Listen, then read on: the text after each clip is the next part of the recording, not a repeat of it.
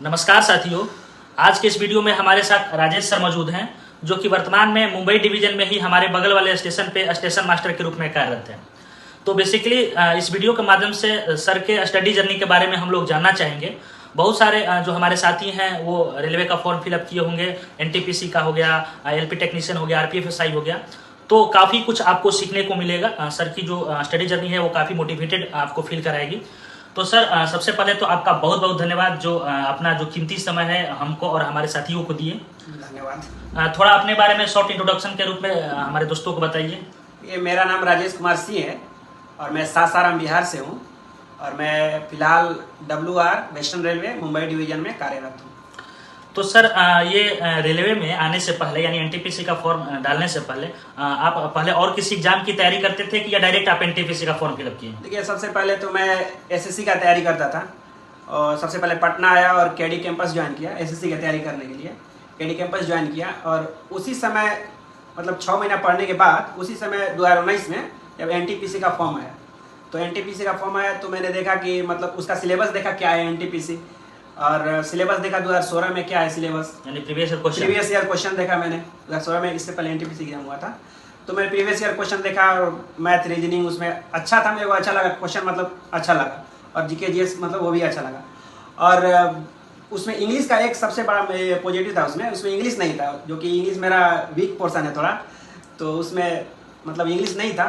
तो मैंने सोचा कि नहीं, एनटीपीसी का तैयारी करना है। यानी रेलवे को आपने इसलिए प्रेफर किया कि एसएससी में इंग्लिश रहता है, हाँ। तो इंग्लिश से सोचे कि जीके जीएस अच्छा है। कारण ये है हाँ, कि जीके जीएस जो है वो अच्छा हो जाएगा। हाँ। हाँ, तो सर ये तो बात हुआ कि यानी एसएससी का आपने पहले तैयारी किया था, तो अब एनटीपीसी का जब फॉर्म फिलअप कर दिए तो प्रॉपर एनटीपीसी के लिए आपने कैसे पढ़ाई किया था? सब्जेक्ट वाइज बता दीजिए कि मैथ किससे पढ़ा था? देखिए, मैथ तो मैं एसएससी के लिए पढ़ता था और यूट्यूब पे उस समय अविनेश सर का पढ़ता था। अविनेश सर मैथ्स का बहुत सारा यूट्यूब पे वीडियो डाला हुआ था मैथ्स का, तो मैथ्स का कुछ तो नोट्स केडी कैंपस का था जो सर पढ़ाते थे मेरे, मतलब उसमें निर्मल सर थे, वो पढ़ाते थे, उनका नोट्स बनाया हुआ था, और अविनेश सर मैथ्स का नोट्स। रीजनिंग के लिए सर? रीजनिंग के लिए कोई देखिए प्रॉपर बुक मैंने फॉलो नहीं किया था, प्रीवियस ईयर क्वेश्चन लगाया था, और बहुत सारे मार्केट में मॉडल प्रैक्टिस सेट आते हैं बहुत सारे पब्लिकेशन के, तो उसमें से सब लगभग जितने भी आए थे एनटीपीसी के सबसे मैंने रीजनिंग पढ़ लिया था। यानी रीजनिंग के लिए कोई बुक या फिर टीचर को फॉलो नहीं किया? टीचर फॉलो नहीं किया हूँ, लेकिन एक आध गो टॉपिक मेरा फंसता था रीजनिंग में, तो उसको सर्च करके टॉपिक वाइज एक आध गो टॉपिक मैंने सर्च करके यूट्यूब पे पढ़ लिया। यानी यूट्यूब पर कोई ऐसा टॉपिक फंसता होगा प्रैक्टिस सेट में, तो उसको सर्च करके पढ़ा। और सबसे सर महत्वपूर्ण टॉपिक वो है, सब्जेक्ट है वो जीके जीएस है। जीके जीएस में बहुत सारे कैंडिडेट परेशान रहते हैं, और इसलिए कि उसका अच्छा खासा पोर्शन भी है। 40 सवाल पूछता है एनटीपीसी CBT 1 में और 50 सवाल रहता है CBT 2 में। तो उसके लिए आपने कैसे पढ़ाई किया था? देखिए, जीके जीएस पोर्शन जो था वो सबसे कमजोर मेरा भी पोर्शन था, जैसे कि लगभग स्टूडेंट का रहता ही है, तो मेरा भी पोर्शन सबसे कमजोर था जीके जीएस। तो जीके जीएस सबसे पहले तो मैं टॉपिक वाइज पढ़ता था, और सबसे पहले मैंने लुसेंट बुक लिया था। लुसेंट का जो सब्जेक्टिव बुक आता है, लुसेंट का सब्जेक्टिव बुक लिया था और टॉपिक वाइज पढ़ता था और उसका नोट्स बनाता था। यानी लुसेंट के टॉपिक को आप पढ़कर अपने खुद से नोट्स बनाता था, और उसको मैं बनाता था, और फिर 7 दिन बाद जितना भी नोट्स बनाया हूँ अगर रिवाइज करना है तो नोट्स से मैं रिवाइज करता था। नोट्स से रिवीजन बुक से नहीं, बुक से पढ़ेंगे तो शुरू से सब पढ़ना पड़ेगा, तो फिर क्या वही खुद मेरा भी वही हालत था। मैं भी जब शुरुआत में पढ़ता था तो जीके जीएस से ज्यादा संबंध था नहीं, आदमी साइंस बैकग्राउंड का था, तो वही हाल था। पढ़ता था तो शुरुआत से फिर लगता था कि ससुरा तो फिर से वही पढ़ रहे हैं। तो नोट्स बनाना बहुत जरूरी है। नोट्स बनाना बहुत जरूरी है, और नोट्स से क्या होता है ना, रिवीजन हो जाता है, मतलब जल्दी से रिवीजन हो जाता है। आप फिर से पढ़ने बैठोगे तो टाइम लगेगा। और सर प्रीवियस ईयर क्वेश्चन आप कहाँ से लगाते थे, प्रैक्टिस कहाँ से करते थे? Previous year question GK GS का मार्केट में देखिए बहुत सारे पब्लिकेशन के बुक आते हैं, जिसमें से बहुत सारे पब्लिकेशन है, किरण है, रुक्मिणी है, और भी स्पार्क पब्लिकेशन है, बहुत सारे पब्लिकेशन आते हैं। उसमें से आपका उसका बुक लीजिए और उसका सोल्यूशन देखिए सबसे अच्छा सोल्यूशन किस में है, यानी जो आपको अच्छा लगे उस बुक में से जो आपको अच्छा लगे वो वाला बुक एक ले लीजिए प्रीवियस ईयर क्वेश्चन का, और उसका मतलब आप रिवाइज कीजिए। वैसे मेरे पास तो किरण पब्लिकेशन का था, उससे मैं करता था। यानी किसी एक बुक को लेना है और वहां से प्रीवियस लगाना है। आपने किरण पब्लिकेशन सर अब सबसे मेन सवाल ये है, महत्वपूर्ण सवाल जिसको कह सकते हैं, टाइम मैनेजमेंट को लेकर। ठीक ना, क्योंकि सवाल तो मैथ रीजनिंग का लगभग सब बना देंगे, टाइम अगर उनके पास 1-1.5-2 घंटा रहेगा तो बना देंगे, लेकिन परीक्षा में निर्धारित समय होता है, उस निर्धारित समय में ही सारे सवालों को सोल्व करना होता है, और बच्चे क्या होते हैं कि सोल्व नहीं कर पाते हैं, जिससे कि बहुत सारे सवाल उनका रह जाता है, या फिर जल्दीबाजी में कुछ सवाल गलत कर देते हैं आए हुए, तो जिससे कि उनका रिजल्ट थोड़ा नंबर से रह जाता है। तो उसके लिए क्या करना होगा? देखिए, सबसे पहले तो मैथ और रीजनिंग जो टाइम कंज्यूमिंग, यही 2 सब्जेक्ट होता है, मैथ और रीजनिंग। बाकी जीके जीएस में तो टाइम नहीं लगता है। तो मैथ रीजनिंग का टाइम वो रिड्यूस करने के लिए, टाइम कम करने के लिए प्रैक्टिस सबसे ज़्यादा इंपॉर्टेंट है। जिससे मैं क्या करता था कि मॉर्निंग में जग के सबसे पहले तो मैं एक प्रैक्टिस सेट लगाता था।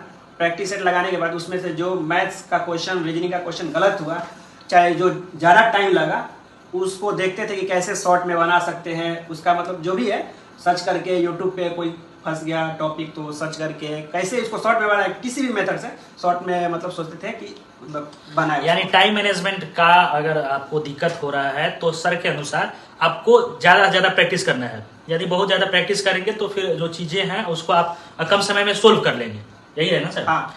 और सर आप एक और सवाल ये है कि आप डेली बेसिस पे कितने घंटे की पढ़ाई किया करते थे? क्योंकि लोग ये पूछते हैं कि सर कितने घंटे की रूटीन बनाए, कितना घंटा कौन सा सब्जेक्ट को फोकस करे, क्या पढ़े? देखिए, सबसे पहले जरूरी है आप अपने आप को एनालिसिस कीजिए कि आपका कौन सा पोर्शन वीक है। ठीक है, मेरा पोर्शन सबसे ज़्यादा जीके और जीएस वो था, वीक था, और मैं ऐसा मानता हूँ कि लगभग ज़्यादा लड़कों का जीके जीएस ही पोर्शन वीक होता है। बिल्कुल। तो उसको मैं ज़्यादा पढ़ता था, उसको लगभग 5 घंटा जीके जीएस पे देता था। मैं देता ही था 5 घंटा पर डे जीके जीएस पे देता था। वो उसका नोट्स बनाता था, आपको बता ही दिया, नोट्स बनाता था। मैथ रीजनिंग के लिए कितने घंटे? मैथ रीजनिंग के लिए आप जिसका देखियो मैथ का वो लेवल, किसी का कमजोर होता है तो 2 से 3 घंटे दे सकते हैं, लेकिन किसी का सही होता है कि 1-2 घंटे भी देंगे तो चलिए। प्रैक्टिस करना है तो 1 घंटे में भी हो जाएगा। हाँ, 1 घंटे। यानी वो समय मायने नहीं रखते हैं, आपके ऊपर डिपेंड करता है। खुद को एनालिसिस कीजिए कि यदि मैथ कमजोर है तो फिर उसमें थोड़ा ज़्यादा टाइम दीजिए, और अगर थोड़ा मान लीजिए सही है तो फिर प्रैक्टिस कीजिएगा तो 1-2 घंटे में आराम से हो जाएगा। वैसे ही रीजनिंग का। और सर एक अंत सवाल ये है, मतलब लास्ट सवाल, कि प्रैक्टिस और रिवीजन के लिए थोड़ा बता दीजिए एक बार फिर से ब्रीफ में, क्योंकि प्रैक्टिस रिवीजन बहुत जरूरी है। तो प्रैक्टिस कैसे करना है, और टॉपिक वाइज जैसे आपने बताया, तो ये तो काफ़ी बेहतर चीज़ है। और रिवीजन सप्ताह में कितने घंटा करना है? सप्ताह के बाद जो आप सप्ताहिक कह रहे हैं 1 दिन करना है, वो उसमें सिर्फ और सिर्फ रिवीजन करना है कि पढ़ना भी है, क्या करना है, ऐसा कुछ? देखिए, रिवीजन का बात हुआ तो सबसे पहले तो प्रैक्टिस का बात हुआ, सबसे पहले प्रैक्टिस का बात करते हैं। ठीक है, तो प्रैक्टिस के लिए सबसे पहले मॉक टेस्ट लगाइए। जो क्वेश्चन गलत हुआ उसको एनालिसिस कीजिए, अच्छे से पढ़िए। और रीजनिंग, मैथ का यही टाइम कंज्यूमिंग है, और डेली पढ़ते रहिएगा, डेली बनाते रहिएगा, तो अपने आप टाइम कम हो जाएगा। अपने आप टाइम कम होने लगेगा, आपको फील होगा कि मेरा टाइम कम हो गया, डेली प्रैक्टिस कीजिएगा तो। अब रहा रिवीजन का बात, तो रिवीजन ज़्यादातर वो प्रैक्टिस सेट से मैथ रीजनिंग का हो ही जाता है, लेकिन जीके जीएस के लिए प्रॉपर नोट्स बनाए थे हम, फिर साप्ताहिक उसको 1 सप्ताह पे उसको रिवीजन करते थे। जितना मैंने नोट्स बनाया है उसका सबका रिवीजन करते थे। यानी 7वां दिन जो रिवीजन करते थे उस दिन सिर्फ और सिर्फ रिवीजन करते थे। उस दिन पढ़ते कोई नया टॉपिक नहीं थे। अच्छा, ये काफ़ी आपने कुछ बताया जिससे कि काफ़ी हमारे साथियों को हेल्प मिलेगा, क्योंकि जो नए एक्सपीरियंस होते हैं वो जो सफल लोग होते हैं, जो पहले से जॉब करते हैं उस डिपार्टमेंट में, उनसे वो कुछ जानना चाहते हैं, सीखना चाहते हैं। पथ प्रदर्शक के रूप में, पथ फाइंडर के रूप में आप मतलब वर्क करते हैं।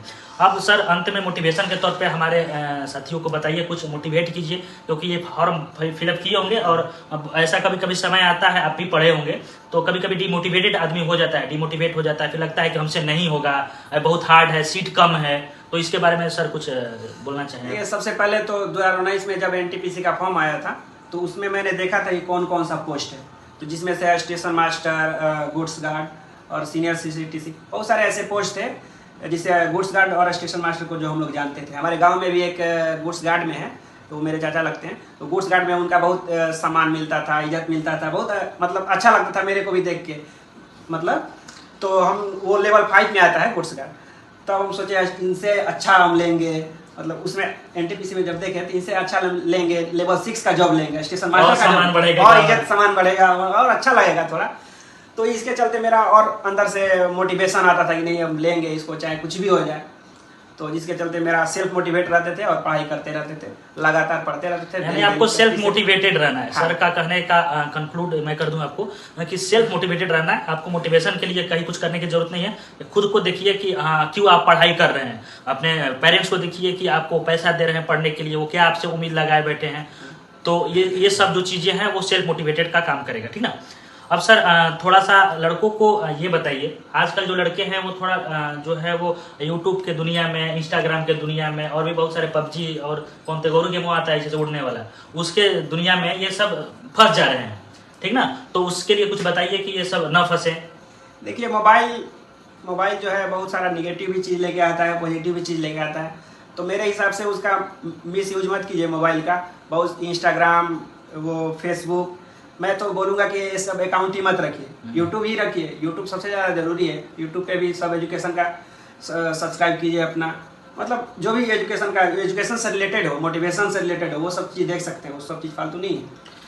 यानी कहने का मतलब ये है कि सर चीज़ों को आप यूटिलाइज करना सीखिए। यानी यूट्यूब भी है तो यूट्यूब में भी नेगेटिव है, पॉजिटिव है। यूट्यूब में भी बहुत सारे शॉर्ट्स आते हैं, हाँ। जो कि आप एक बार 15 सेकंड के लिए देखेंगे, वो 15 सेकंड से कब आपको 1.5 घंटा हो जाएगा वो पता नहीं चलेगा। हाँ। लेकिन चीज़ों को, वैसे चीज़ों को फॉलो कीजिए जो आपके लिए ज़रूरी है। सर अब स्टेशन मास्टर के बारे में, जब आप स्टेशन मास्टर हैं तो हम ये चाहेंगे कि थोड़ा बता दीजिए लड़कों को कि स्टेशन मास्टर के लिए वो मतलब क्या होता है, स्टेशन मास्टर की कैसी जॉब है, क्या सैलरी मिलता है, छुट्टी उट्टी के बारे में जानना चाहते हैं। देखिए, स्टेशन मास्टर का जॉब बहुत ही अच्छा है। लेवल 6 का पोस्ट है, आप लोग जानते ही हैं। लेवल 6 का पोस्ट है, 4200 ग्रेड पे है।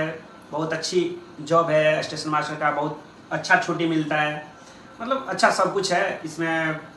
और स्टेशन पे काम करने में वर्क इन्वायरमेंट भी अच्छा है, सब कुछ अच्छा है। यानी एक सम्मानजनक पोस्ट है। इसमें इज्जत बहुत है। देखिए, पैसा तो आपको मिल जाएगा, 50-60 हज़ार तो कहीं मिल जाएगा, है ना।